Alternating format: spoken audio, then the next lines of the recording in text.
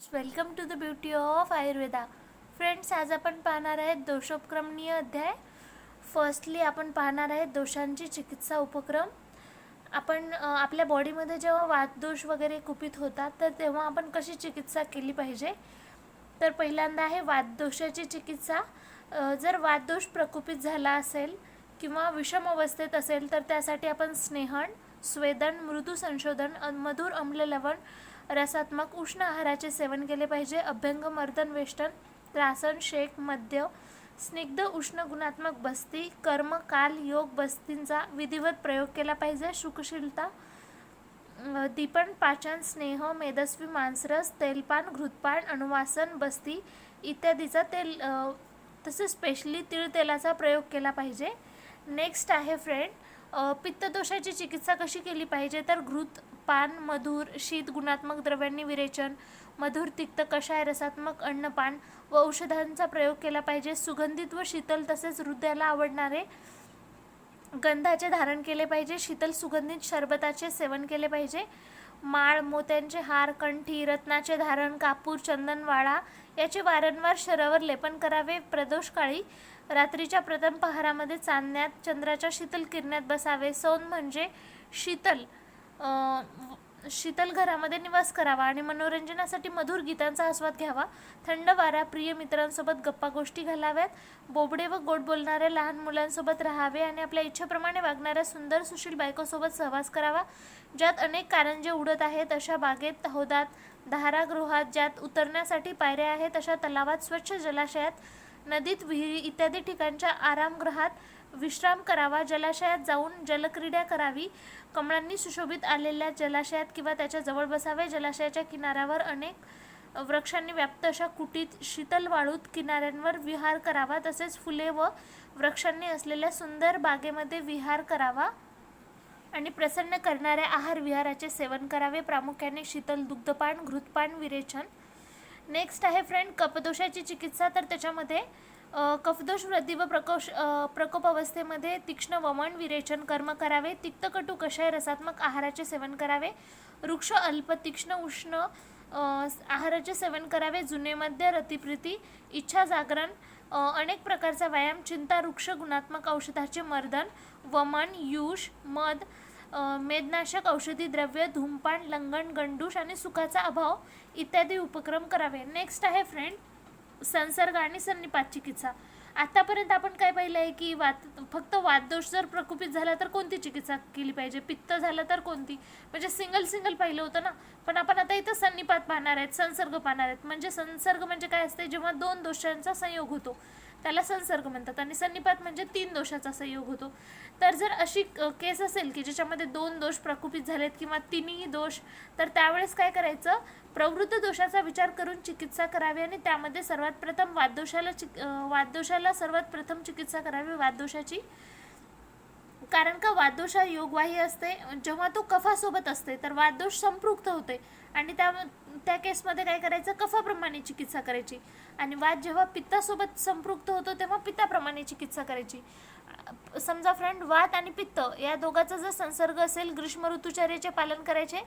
वात आणि कफ यांचा दोघांचा संसर्ग असेल तर वसंत ऋतुचर्याचे पालन करायचे आणि कफ आणि पित्ताचा संसर्ग झाला तर शरद ऋतुचर्याचे पालन करायचे. नेक्स्ट आहे की दोषाचा जेव्हा संचय होतो तेव्हाच त्याला जिंकून घ्यायचं. कारण आपल्याला माहिती आहे संचय म्हणल्यावर त्यांच्या स्थानात असतात, जास्त पसरलेले नसतात, त्यामुळे त्यांच्या स्थानामध्ये असतानाच त्याला जिंकावे, त्यामध्येच त्याचा विरोध करायला पाहिजे. कारण पुढची अवस्था जी आहे प्रकोप, त्याची वाट कधीच पाहत बसू नये. कारण संचयमध्ये जिंकणे सोपे असते आणि ती प्रथम अवस्था असते आणि त्याच्यामध्ये लक्षणे पण कमी असतात. म्हणून अन्य दोष कुपित होणार नाहीत याची काळजी घ्यावे. म्हणजे दुसऱ्या स्टेजमध्ये गेले तर दोष जास्त प्रकुपित होऊ शकतात. 3ही दोष प्रकुपित झाले असतील तर अशा वेळेस काय करायचं, जे बलवान आहे त्या दोषाची चिकित्सा पहिल्यांदा करायची आणि राहिलेल्या दोषाची नंतर करावी. तर हे लक्षात ठेवा, जे जास्त बलवान आहे त्याची पहिल्यांदा चिकित्सा करावी. आता शुद्ध चिकित्सा कशाला म्हणतो फ्रेंड, तर समजा आपण एखाद्या व्याधीचा नाश करतोय म्हणजे त्याची चिकित्सा करतोय. चिकित्सा करताना जर त्या व्याधीचा नाश होत असेल आणि दुसरी कोणतीच व्याधी किंवा विकार उत्पन्न होत नसेल तर त्याला शुद्ध चिकित्सा म्हणतात. आणि समजा एका व्याधीची चिकित्सा करायलो आपण आणि दुसरी व्याधी लगेच उत्पन्न व्हायली तर त्याला अशुद्ध चिकित्सा म्हणतात. नेक्स्ट आपण आता वातादी दोष कोष्ठातून शाखेमध्ये जाण्याची कारणे पाहणार आहे. तर फ्रेंड, कोष्ठामधून शाखेमध्ये जाण्याची टोटल 4 कारणे सांगली आहे. पहिला आहे व्यायाम, दुसरा आहे उष्णतेची तीक्ष्णता, अहिताचरण म्हणजे अहितकर असा आहार विहाराचे सेवन करणे, आणि द्रुत मारुत म्हणजे वायूचा तीव्र वेग. या 4 कारणांमुळे काय होते की जे पण दोष कोष्ठात आहेत तिथून शाखेत जातात. नेक्स्ट आहे वातादी दोष शाखेतून कोष्ठात येण्याची कारणे. आता शाखेमधून कोष्ठात कधी येतात, तर जेव्हा स्रोतसांची मुखे हे मोकळी झालेली असतात, दोष वृद्ध झाली असतात, अभिषंदन म्हणजे दोष स्त्रवीभूत झाल्याने आणि दोषांचा पाक झाल्यामुळे व वायू निग्रहामुळे म्हणजे वायूच्या प्रेरणाशक्तीमुळे, या 5 कारणामुळे काय होते ते पुन्हा कोष्ठात येतात. आता रोगमार्गात दोष आल्यावर कधी कधी काय होते की जे दोष आहेत ते रोगमार्गात गेल्यावर ते कोणताच रोग उत्पन्न करत नाहीत. आपल्याला वाटते की करतात, पण अगोदर ते कोणताच रोग उत्पन्न करत नाहीत. पण जेव्हा दोष प्रकोपत कारणामुळे त्यांना बल प्राप्त होते, काही कारणं असतात ज्यामुळे त्यांना खूप जास्त बल प्राप्त होते, जसं का त्यांना बल प्राप्त झालं ते जास्तच प्रकोपित होतात आणि मग ते वेगवेगळे रोग उत्पन्न करतात. दोषांमध्ये जे काल, देश ते इत्यादीचं जर त्याला बल प्राप्त झालं तर कोष्ठामध्ये जे दोष होते तर त्वरित प्रकुपित होतात आणि मग ते रोग उत्पन्न करतात. आता अन्य स्थानातील दोषाची चिकित्सा. आता कोष्ठ आणि शाखा सोडून जर दुसरीकडे तर प्रकुपित झाले असतील दोष, तर त्यांचा जोर हा अधिक असेल, अर्थात शरीराला ते हानी पोहोचवत असतील, अशा वेळेस काय करायचं, औषधांनी त्यांची चिकित्सा करायची. आणि त्यावेळेस काय करायचं, दोषाच्या विरुद्ध गुणात्मक आहार विहार त्यांना म्हणजे द्यायचा, औषधांची योजना करावी, आणि ज्यामुळे की तो रोग बस शांत झाले पाहिजे ते दोष. आणि जर दोष समजा निर्बल असतील म्हणजे त्यांच्यामध्ये बिलकुल बल नाहीये, तर अशा वेळेस काय करायचे, त्याची चिकित्सा त्या स्थानी करायची आणि पथ्याचे पालन करायला सांगायचं. नंतर आहे की दुसऱ्या स्थानात गेलेले, म्हणजे आता इथे काय आहे, दुसऱ्या स्थानामध्ये जे गेलेले दोष असतात ना फ्रेंड, त्यांना अगंतू दोष म्हणतात. तर त्यांची चिकित्सा नंतर करायची आणि त्या स्थानामधील जे दोष आहेत ना त्यांची चिकित्सा अगोदर करायची. म्हणजे स्थानिक दोषाचा प्रथम विचार करायचा आणि नंतर आगंतू. पण एक केस अशी असते की अगंतू दोष जे असतात ना ते अधिक बलवान असतात, तर त्यावेळेस काय करायचं, अगंतू दोषाची अगोदर चिकित्सा करायची आणि स्थानिक दोषाची नंतर चिकित्सा करायची. तिर्यक दोष चिकित्सेमध्ये काय असते की तिर्यक मार्गामध्ये जे दोष प्रवेशित होतात ते खूपच जास्त कष्ट आणि यातना देतात, त्यामुळे ते कोष्ठ मार्गात नसतात आणि त्यांचा संचार करतात, सगळीकडे ते पसरतात आणि वैगुण्य ज्या ठिकाणी असेल त्या ठिकाणी मग ते व्याधी उत्पन्न करतात आणि खूप जास्त क्लेश देऊन दीर्घ काळापर्यंत पीडा देतात.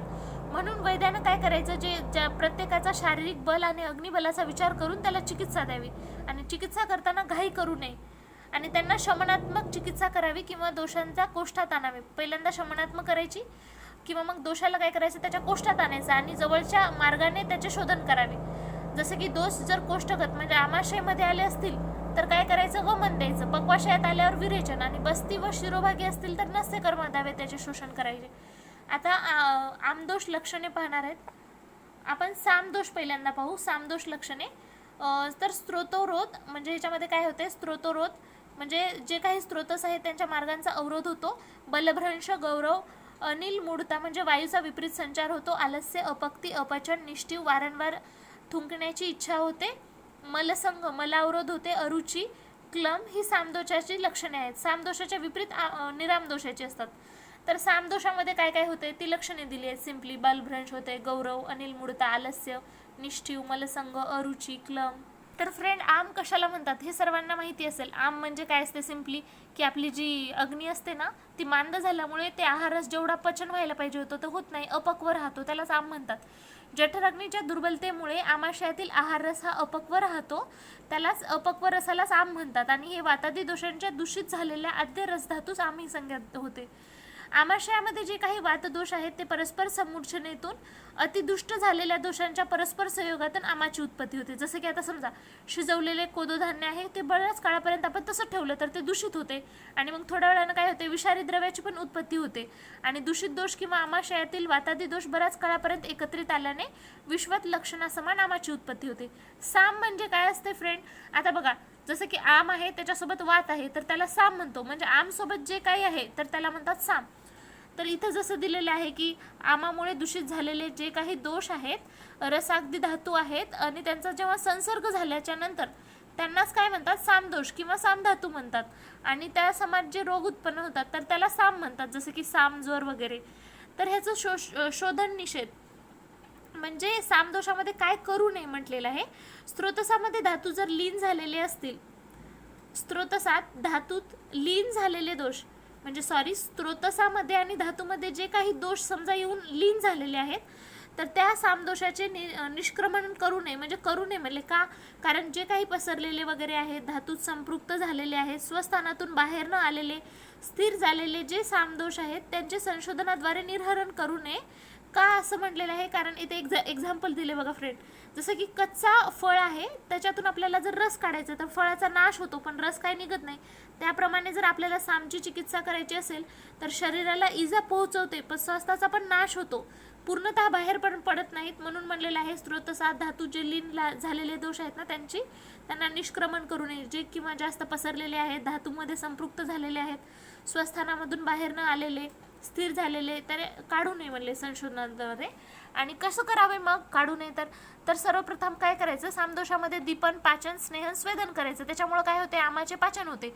आणि मग सामावस्था नष्ट झाल्यावर यथाकाळी व यथाशक्ती जवळच्या मार्गाने संशोधनात्मक औषधाच्या साह्याने त्याचे निर्हरण करावे. सिम्पली ह्याच्यात काहीच नाही, दीपन, पाचन, स्नेहन, स्वेदन करायचं. मग आमाचे पचन होते आणि मग सामावस्था नष्ट होते आणि मग त्यानुसार त्याला औषधी द्यायचं. आणि दोष निर्हराचा जवळचा मार्ग, जसं की आता पहिल्यांदा आपल्याला दोषाचे संशोधन जवळच्या मार्गाने करावे म्हणले.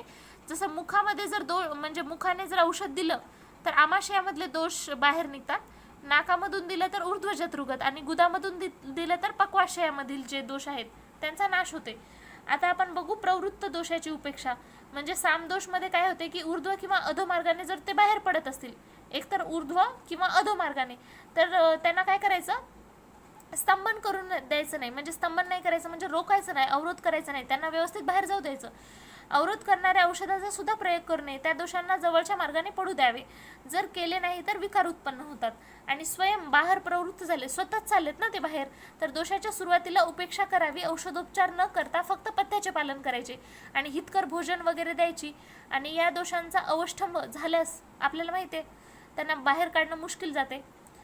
पाचक औषधांनी त्या दोषांना बाहेर काढावे. आता दोष संशोधन काळ किती आहे ते पाहू आपण. आता जसं ग्रीष्म ऋतू आहे, वर्षा ऋतू आणि हेमंत, ह्या 3 ऋतूमध्ये ग्रीष्ममध्ये वात, वर्षामध्ये पित्त आणि हेमंतमध्ये कफाचा संचय होतो.